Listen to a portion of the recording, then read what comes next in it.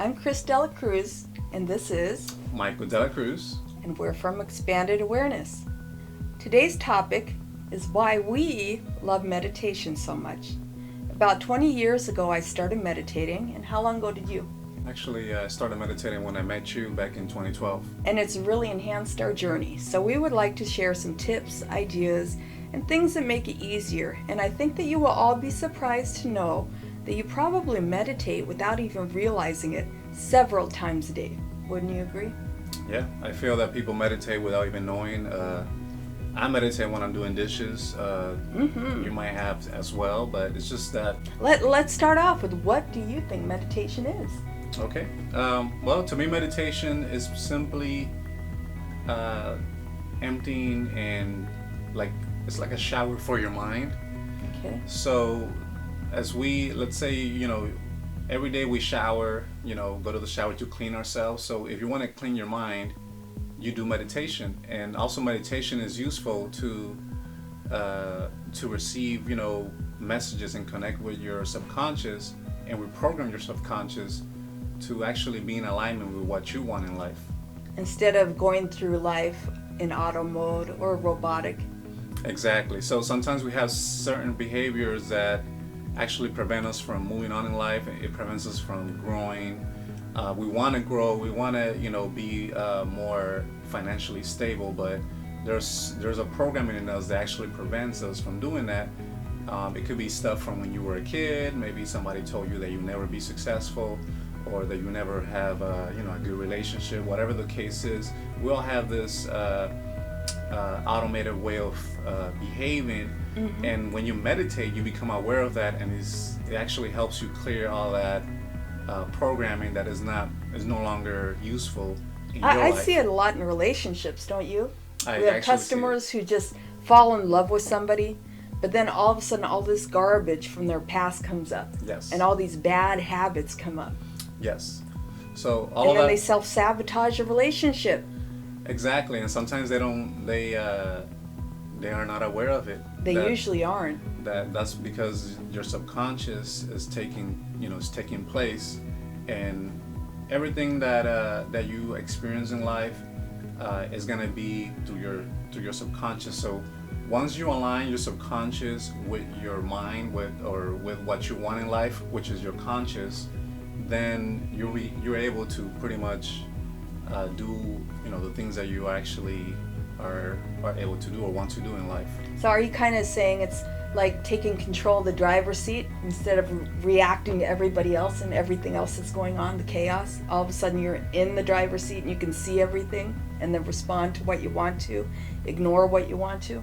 Exactly. That's a good explanation. That's basically what I mean. So instead of living life on autopilot, letting people, letting things run you over, you're actually taking the driver's seat, and you're directing your life how you want it to be, not letting life happen to you. That makes sense. So you're kind of switching off and shifting from the outside world to inside. Yes. And then it's coming from you. Exactly. So you go in, and then you're living life from within. That scares a lot of people, Mike. Yes, it does. Because I've been with a lot of people who meditate, and they can't get away from the mind chatter. When they get quiet, they're always doing things, but the minute they get quiet, their mind, the subconscious stuff that wants to be released, starts taking control, and they start getting negative and antsy and have to do this, have to do that, and we'll talk about that later. Okay. So my tie. All right, there we go. That looks pretty nice. It was a little crooked. So. I'm in love. Love, love, love, love. Okay. So when you started meditating, how did you know that, hey, I'm in that space? Well, basically, after focusing on my breathing, I feel like a certain heaviness on my lower body. My arms feels heavy too, and sometimes, depending on how deep you go into it, you lose sensation of your lower body and even your arms. So you might twitch or tingle a little bit. Yeah, and you get into like a twitchy mode. So basically, you feel like in that stage where you're like in between, like at night when you're trying to go to sleep, like that almost that feeling of almost falling asleep but not there yet. You just kind of, your body's just heavy. And you're breathing deeply. And you're breathing deeply, and your breathing slows down. To me, that's how I know, that I'm in a meditative state. That's a great idea. Yeah. Yeah. Yeah. How about you? How do you know? My brain isn't going. Yeah. You know, when you're meditating, your mind is not going on and on like a tape recorder. Your mind's shut off, and all of a sudden, like, I go from, this is what I need to eat for dinner, this is what I need to do tomorrow, to all of a sudden, nothing. It's just quiet. And I'm like, oh my gosh, it's quiet. And then I just run with that. That totally makes sense. So yeah, so that's meditation. So meditation can be used for, in my opinion, for many things. Also, meditation helps with self-healing. So we were talking about that yesterday. So we actually know people that that teaches other people how to do self-healing. And when your mind and your body are in stillness, that's when you allow your body to pretty much heal itself. That's why when you see people with like certain illnesses that are like terminal, they when they go out there to like some kind of retreat, a place where it's calm, where there's they're not surrounded by stress, they're in completely stillness. They actually feel better about themselves, and their body feels better, and they a lot of them tend to heal and rejuvenate and look young. Exactly. So if you're constantly stressing out, you have your thoughts, everything is taking your attention, you're reacting to things, that's a good sign when you really need meditation. That was my next question. How do you know? I did not know that. That was your next question. See, now all of a sudden we're in sync with each other. That's meditation. We meditate together, so we tend to think and say the same things. Yeah, that's true. I know I need meditation at the end of the day, because when you're talking to me, when we leave work, I can't hear you. I can't even focus. I'm so full. Yes. I'm overfilled. Things are just leaking all over the place. Yep. And it's usually not my stuff. It's usually things I listen to, things that got my attention, stimulation. Yeah. And and then when you're working a lot, you're giving a lot of yourself. So meditation helps you recharge and get all your fragmented, self back into your body. Because every time we interact with people, or any time we're like giving off our energy, whether that's interacting with people or doing some type of work, we actually giving ourselves, we're fragmenting ourselves into different parts. So then you kind of feel like you're full, like you cannot give any more. Maybe, and you're kind of all over the place. And you're kind of all scattered, over the place. Literally scattered. Literally scattered. So when you have the hard work, when you're having that hard work, at work, doing a lot of working, dealing with paperwork, dealing with people, etc., you're also fragmenting. So when you meditate, it brings all of that back, and you tend to recharge. Like a battery. Exactly. And you can do this anywhere. You don't have to go to the woods. You don't have to go up to a cave. No, you don't have to go to the Himalayas. You don't have to go up to the mountains and talk to monk people to meditate. No, and you don't even have to have 20 minutes a day. If you have 5 minutes a day, all it is shifting your attention inward. Yes. And quit focusing on the outside stuff. You could even do it on a subway. You could do it in a loud place. I do it at work. Yeah. Sometimes when I feel kind of scattered and I can't pay attention, or I feel like there's a 1,000 people talking inside my head, and I'm with a customer and I'm doing their hair, I'll just stop and I'll focus on some body sensation. Usually, sometimes I'll just clap. I look crazy all day anyways. I'll just clap my hands and I'll close my eyes for just a second, and then I'll just feel the vibrations between my hands. And that takes attention off the person and off the things we're talking about and off all this, and brings it back inside, and then I get centered, and then I feel fine. And if I don't want to do it in front of someone, which I usually do it in front of the people, but they just think I'm crazy, I'll usually go to the bathroom and do it. Start clapping my hands just so I can feel it and get back into my sensation. Yeah, just take a little break. Some people can do it even in a minute. You just need a minute. Take take a deep breath and hold it for a few seconds, and then just focus on your breathing for just a minute. Oh, that's a good idea. And and then it brings you back to your center, and then you're able to focus more too. And you will notice that your communication becomes better. And one thing you might notice, if you have some type of like trauma or things that needs to come out of your subconscious to be released, when you start meditating, you might feel certain things like you might be moody, or you tend to get whatever that needs to come up is going to come up, and you're going to feel it, but it's being brought up so you can release it. So that's why you feel a certain way. Some people even cry when they meditate, yeah, because they're releasing all that trauma that's been there. So it's a good thing. So it's a good thing. I think if I knew that, it would be a lot easier, because I don't like to feel bad, negative, or uncomfortable. Mm-hmm. But if I understand, hey, this stuff wants to be released, and then I don't have to feel this way for a long time, hey, that's pretty cool. Yeah. So we also meditate in the shower. Water's a great way to connect. I feel, it's very after relaxing. work we usually take a shower. Just imagine the water running down us, and it's just cleansing and releasing all the people, all the stresses, all the thing, and then I watch it go down the drain. Yep, that you can set intentions. Some people meditate in the shower just by singing. So if That's true, singing. If you're one of those people that like, become like some type of American Idol or something, or like a superstar in or the even shower. if you think you are Or even in if the you shower. think you are in the shower. Your heart's open and you're not in your head. With the acoustics and all that, that means you're meditating, you're releasing as you're showering. So you're doing double showering. You're actually cleansing your mind and, cleansing your physical body as well.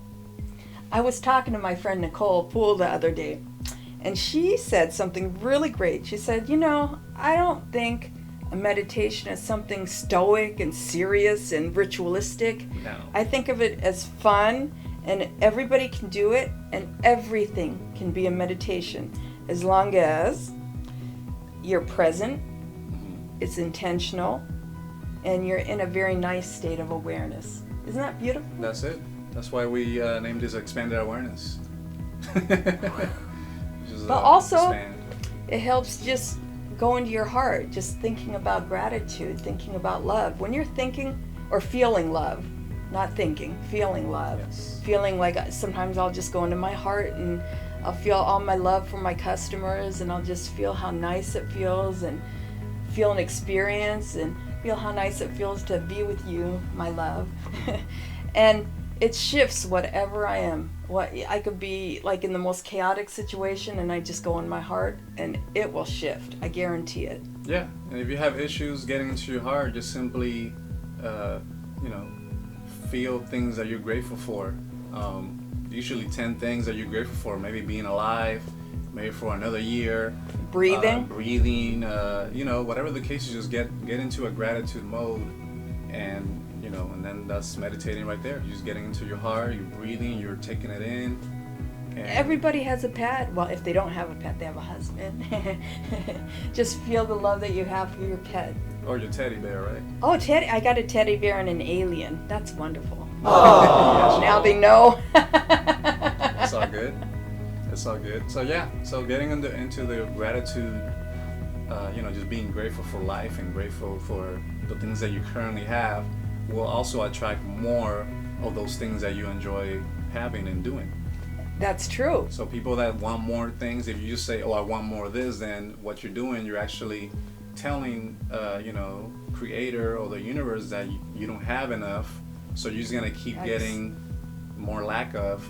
So when you meditate, you set the intention, how grateful I am to have food on the table, how grateful I am to be able to do the things that maybe you want to travel more, so how grateful I am for traveling. So you just state stuff as it already happens, and trust me, you're going to start attracting those situations more into your life versus focusing on things that you don't want. That's true. That's true. Yep. Yeah. When's the best time to do it? If you want to meditate, when should you meditate? Well, the best times, I believe, is pretty much, I would say, as soon as you wake up and then before going to sleep. Because when you wake up and you meditate, you're setting the intention of how you want your day to be. So that's where you can practice gratitude, and you can meditate towards that, and that's how you set the pace of how you want the day to go. And then if you meditate at nighttime, you're actually doing it with the intention of clearing anything that doesn't serve you, and you get to kind of like rinse your mind. and empty stuff that doesn't need to be there. That's true. Yeah. But I don't think there's a specific time to meditate. If you're feeling like stressed out, if you're feeling, I was going to say stress. yeah, you're feeling stressed out, you're feeling like you cannot, like, your thoughts are going everywhere and you're just running in circles, then I would suggest you meditate. Take a minute. It's usually when you don't want to, when you feel overwhelmed, Yes. and you keep thinking, I don't have time, I don't have this, I don't have that. That's when you have to do it. I've got a story about meditation. Go ahead. When we met, we were having some immigration issues, Okay. and we hired a lawyer, and he told us the fee, and there was no way in heck we could get that fee. We did not have money. When we met, we were so broke. We didn't have any money. I stayed up all night. I was stressing, thinking, oh my gosh, how the heck am I going to make this work? Da da da da da da da da da. I couldn't sleep. The next morning, I said, you know what? I got to let this all go, and I've got to meditate. So I quieted myself down, which was really hard, focused on gratitude and love, and all of a sudden, it came to me. We need to cash in your 401k. So we cashed in his 401k, we had the money, and the rest is history. Michael's still with us. Exactly. So. But I would have never thought of that myself. It's not even something that I'm interested in. Yeah.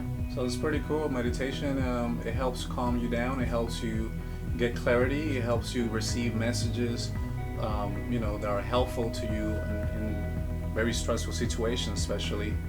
It gives you that clarity, and that's how you feel that when things are happening, you kind of, it's not like you don't care, but you take action on things that needs to be done, but from a calm, perspective and with clarity. So like when she had her brain tumor, we just kind of like just got into let's get this done mode, but we were not like going in circles and crying or anything like that. Well, I did cry a little bit though, but what I mean is that we were not like everywhere scattered. We actually did things from a center point of view. And everybody was surprised at how calm we were. Yes. So something came to us and said everything's gonna be all right. You can call it creator, the source, God, but something say everything's gonna be all right. But that's because we were in a receptive, frequency, and that's what meditation is when you're receptive. You're connecting yourself with source, and then you're receptive to receiving messages, and he's letting you know things are gonna be all right. And usually you'll get the next step to take, whatever it is. But you don't usually get the whole picture, you just get the next step. Exactly. But hey, that reminds me, what do you think the difference is between prayer and meditation? I hear a lot of people asking that. Well, prayer is basically you're sending the message, you're sending an intention, but as you communicating with source, communicating maybe you're sending some prayers for somebody to get better, but you're actually sending a message out into the universe, you call it, and it's for somebody to receive something. But when you're meditating, you're actually receiving. So when you pray, you kind of become like the dish or the satellite sending the signal. But okay. When you receive, this is an example. Okay. But when you receive, you become like that antenna receiving the message. So you're receptive when you meditate. So when you're meditating, you might even receive messages for other people. It could be that easy. Exactly. Or a situation that has occurred. Right. And you're concerned, so you send out a prayer. Look, universe, I'm kind of concerned about the situation. Can you help me out in the highest and best way for all? And then you let it go. Let it go. And then you meditate. And then you're in the receptor, and then eventually you get the answer of what you need to be done. Maybe somebody might pop in your life and say and tell you the answer. Maybe you might see something on TV, but so you have to be open. You have to be open for the message, and that's what meditation. That's the difference between both. Okay, that makes sense. So meditation is to quiet your mind, quiet the chatter, empty your subconscious of things that no longer helps you, so you can receive new information in order to move on in life and enjoy your life to the fullest.